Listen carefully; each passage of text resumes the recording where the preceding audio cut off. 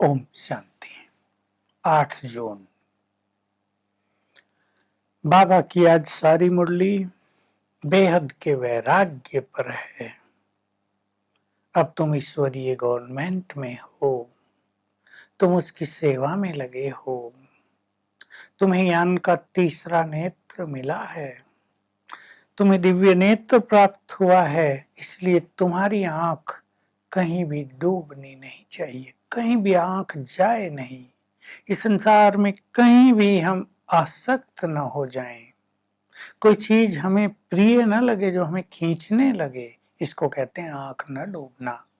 तो बाबा शुरू कर रहे हैं, बच्चे मैंने आकर तुम्हें ब्रह्मांड का और सृष्टि के आदि मध्य अंत का ज्ञान दिया है। मैं बेहद का बाप तुम्हें बेहद की नॉलेज देने के लिए आ गया हूं। ये नॉलेज कहीं नहीं लिखी गई है, मैं कोई शास्त्र पढ़ के नहीं सुनाता हूं। भले गीता में भगवान वाच है, गीता अच्छा शास्त्र है, उसमें थोड़ा थोड़ा ज्ञान है कि मैं कैसे आया था, वो ज्ञान प्राय लोप हो गया, फिर से दे रहा हूं। अब तुम समझ रहे हो भगवान कैसे आते हैं, कैसे पढ़ाते हैं। वंडरफुल चीज है ना, और हम उनसे पढ़ते हैं। तो बाबा कहते तुम इसलिए गीता जयंती मनाते हो, शिव जयंती मनाते हो, लेकिन वेद जयंती नहीं मनाते, क्योंकि वो सब पढ़ाई नहीं है, भक्ति के शास्त्र हैं। मैं तो तुम्हें पढ़ाई पढ़ाकर मनुष्य से देवता बनाता हूँ, तुम्हारे लिए राजा स्थापित करता हूँ। तुम्हें अब चिंतन चलता है, हम सत्युग में जाकर ऐसे महल आदि बनाएंगे। तुम देवी गुण धारण कर रहे हो, क्योंकि तुम्हें देवता बनना है तो अपने को देखना चाहिए, मेरे में जरा भी क्रोध का अंश तो नहीं है, ये चेक करें। इससे पहले बाबा ने एक बहुत गहरी बात कही कि और जो धर्म स्थापक आते हैं उनके आने के बाद महाविनाश नहीं होता, इसलिए उनके शास्त्र चले आते हैं।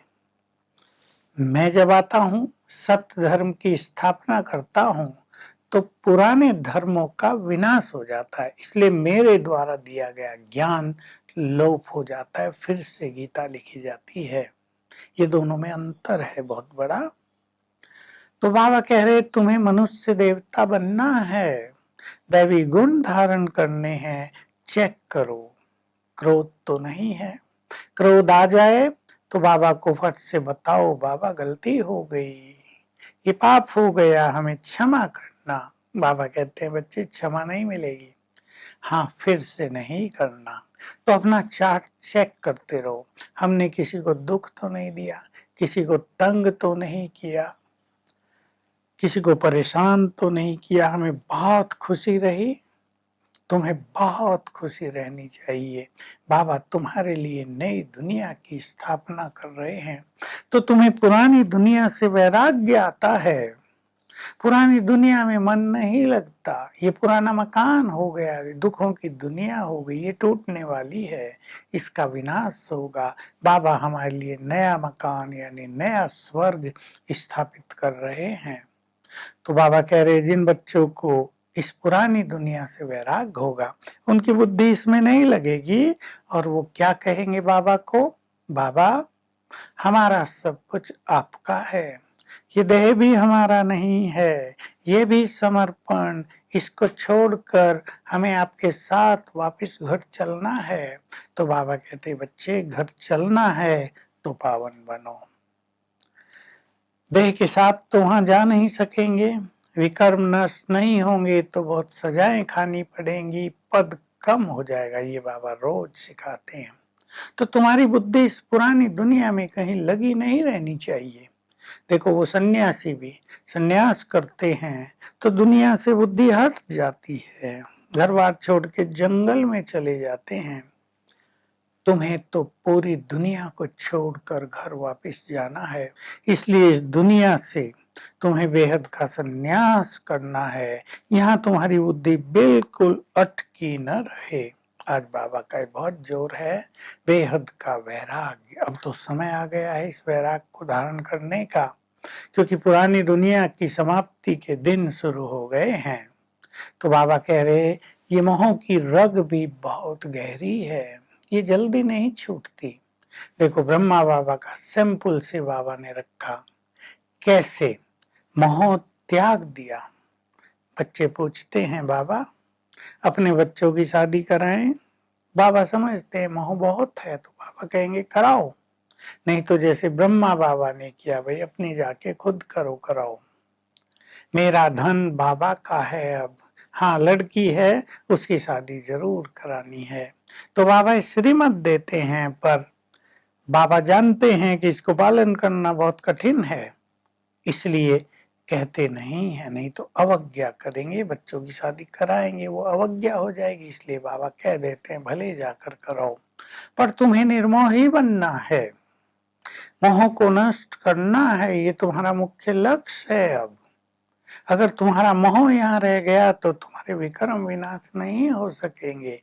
फिर भी बाबा कह रहे बहुत मोह है सबका, बच्चों में, धन संपदा में, उससे बेहद का वैराग धारण करना है। श्याम सुंदर की बात बाबा समझा रहे हैं, केवल एक श्री कृष्ण सुंदर और श्याम नहीं बनता, उसकी पूरी राजधानी है, पूरा राज्य है, वो सारा ही सुंदर था, वो सब के सब श्याम बने हैं। किसने श्याम बनाया? श्याम माना पतित बन गए, विकारों के अधीन हो गए। हम सब जानते हैं रावण ने सभी को सुंदर से श्याम बना दिया है। मैं फिर से आया हूँ, ब्रह्मा के द्वारा वर्षण उच्चारण कर रहा हूँ, उन्होंने तो गौमुख दिखा दिया, गौमुख से जल निकला, उस जल को पीने, उसमें स्नान करने दूर दूर तक जाते हैं, लेकिन जल की बात नहीं, ज्ञान दे रहा हूँ इनके मुख के द्वारा, ये वर्षण उच्चारण कर रहा हूँ, जिस पढ़ाई से तुम मनुष्य से देवता बन जाते हो। आज वरदान है डबल लाइट बनकर, जो विघ्न और समस्याएं हैं हाई जंप देकर उन्हें पार करने वाले तीव्र पुरुषार्थी बन जाओ। देखिए समस्याएं जीवन में आती हैं, विघ्न जीवन में आते हैं, तो बहुत अच्छी विधि बाबा ने बताई है, बाप की याद में मगन रहो, कुछ भी बात हो जाए बाबा के सामने आकर बैठ जाओ, ये सबको करना है। बाबा को अपनी सारी बातें सुना दो, हल्के हो जाएंगे, हाई जंप दे सकेंगे, माना विघ्न समाप्त हो जाएंगे, उनसे तुम पार हो जाओगे। तो इस तरह की याद से विघ्नों को नष्ट करना है। स्लोगन है सहयोग की शक्ति असंभव को भी संभव बना देती है। तो हम सहयोग देते चलें और लेते चलें, और आज बाबा के सामने बैठकर अपने मन की सारी बात बाबा को सुनाकर हल्के हो जाना है। कोई बात मन को भारी कर रही हो, कोई भविष्य की चिंता मन को सता रही हो, वो बाबा को अर्पित करके उनसे बातें करो और संकल्प रखना बाबा सब कुछ ठीक कर देगा। Om Shanti. To watch Peace of Mind channel videos on YouTube, subscribe us on youtube.com/tvpeaceofmind. Just a click for a peaceful life.